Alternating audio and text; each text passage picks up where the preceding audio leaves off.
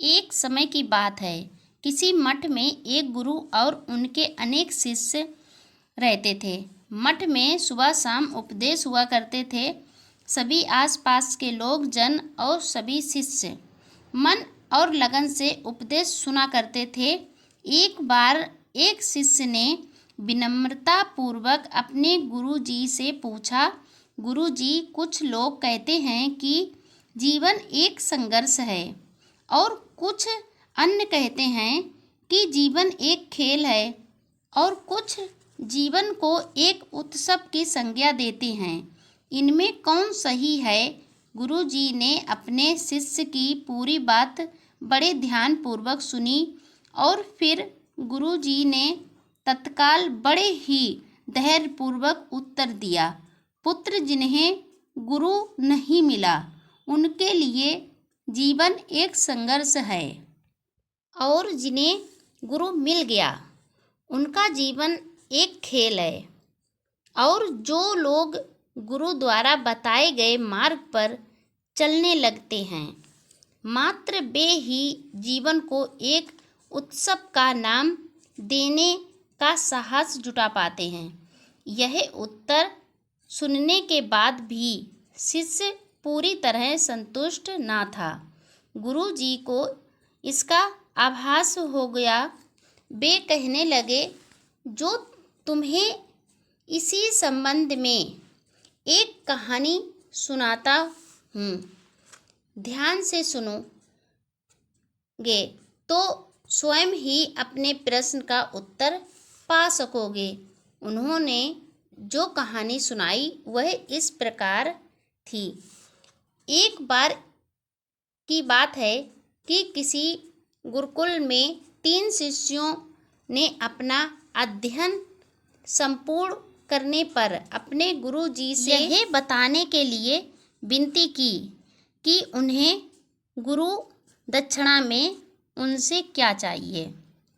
गुरु जी पहले तो मंद मंद मुस्काए और फिर बड़े स्नेहपूर्वक कहने लगे, मुझे तुमसे गुरु दक्षिणा में एक थैला भर के सूखी पत्तियां चाहिए। ला सकोगे?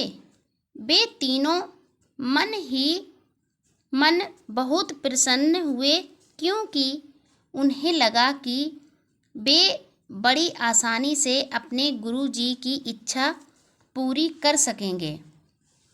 सूखी पत्तियां तो जंगल में बहुत सारी बिखरी पड़ी ही रहती हैं। वे उत्साहपूर्वक एक ही स्वर में बोले, जी गुरु जी, जैसी आपकी आज्ञा। अब वे तीनों शिष्य चलते चलते एक नज़दीकी के जंगल में पहुंच चुके थे, लेकिन यह देखकर कि वहां पर तो सूखी पत्तियां केवल एक मुट्ठी भर ही थीं, उनके आश्चर्य का ठिकाना ना रहा। वे सोच में पड़ गए कि आखिर जंगल से कौन सूखी पत्तियां उठाकर ले गया होगा। इतने में ही उन्हें दूर से आता हुआ कोई किसान दिखाई दिया। वे उसके पास पहुंचकर उनसे विनम्रता पूर्वक याचना करने लगे कि वह उन्हें केवल एक थैली भर सूखी पत्तियां दे दें। अब उस किसान ने उनसे क्षमा याचना करते हुए उनसे कहा, यह बताया कि वह उनकी मदद नहीं कर सकता, क्योंकि उन्हें सूखी पत्तियों का ईंधन के रूप में पहले ही उपयोग कर लिया था। अब वे तीनों पास में ही बसे एक गांव की ओर इस आशा से बढ़ने लगे थे कि हो सकता है कि वहां उस गांव में उनकी कोई सहायता कर सके। वहां पहुंचकर उन्होंने जब एक व्यापारी को देखा तो बड़ी उम्मीद से उसके पास थैला भर सूखी पत्तियां लेने के लिए प्रार्थना करने लगे, लेकिन उन्हें फिर से एक बार निराशा ही हाथ आई, क्योंकि उस व्यापारी ने तो पहले ही कुछ पैसे कमाने के लिए सूखी पत्तियों के दोने बनाकर बेच दिए थे। लेकिन उस व्यापारी ने उदारता दिखाते हुए उन्हें एक बूढ़ी माँ का पता बताया, जो सूखी पत्तियाँ एकत्रित किया करती थीं। पर भाग्यवश उनके भाग्य ने उन्हें वहाँ पर भी साथ नहीं दिया। यहाँ पर भी उनका साथ नहीं दिया और उन्हें निराशा ही हासिल हुई, क्योंकि वह बूढ़ी माँ तो उन पत्तियों को अलग अलग करके कई प्रकार की औषधियाँ बनाया करती थीं। अब निराश होकर वे तीनों खाली हाथ ही अपने गुरुकुल वापस गुरु के पास लौट गए। गुरु जी ने उन्हें देखते ही स्नेहपूर्वक पूछा, पुत्रों, ले आए गुरु दक्षिणा? तीनों ने सर झुका लिया। गुरु जी द्वारा दोबारा पूछे जाने पर उन्होंने एक शिष्य कहने लगा, गुरुदेव, हम तुम्हारी इच्छा पूरी नहीं कर पाए। हमें सोचा था कि सूखी पत्तियां तो जंगल में सर्वत्र यानी बहुत सारी बिखरी पड़ी रहती हैं और हम आसानी से आपके लिए ला देंगे।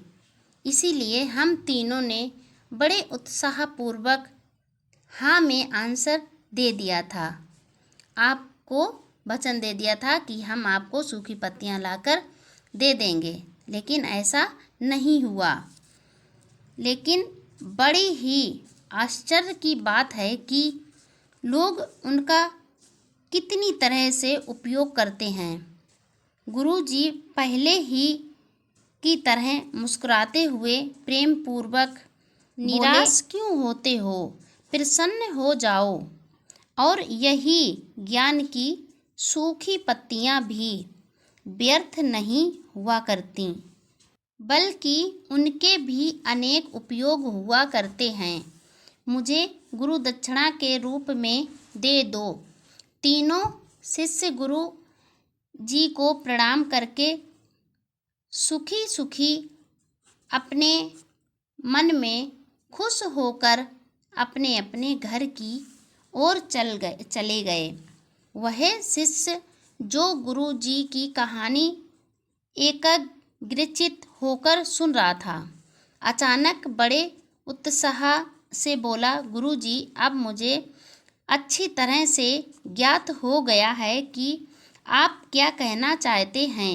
आपका संकेत वस्तुतः इसी ओर है, ना कि जब सर्वत्र सुलभ सूखी पत्तियां भी निरर्थक या बेकार नहीं होती हैं, तो फिर हम कैसे किसी भी वस्तु या व्यक्ति को छोटा और महत्वहीन मानकर उसका तिरस्कार कर सकते हैं। चींटी से लेकर हाथी तक और सुई से लेकर तलवार तक सभी का अपना अपना महत्व होता है। बोले, हाँ मेरे पुत्र, मेरे कहने का भी यही तात्पर्य है कि हम जब भी किसी से मिलें तो उसे यथा योग्य मान देने का भरपूर प्रयास करें, ताकि आप में आया आपस में स्नेह भावना, स्नेहपूर्व सहानुभूति एवं सहिष्णुता का विस्तार होता रहे और हमारा जीवन संघर्ष के बजाय उत्सव बन सके।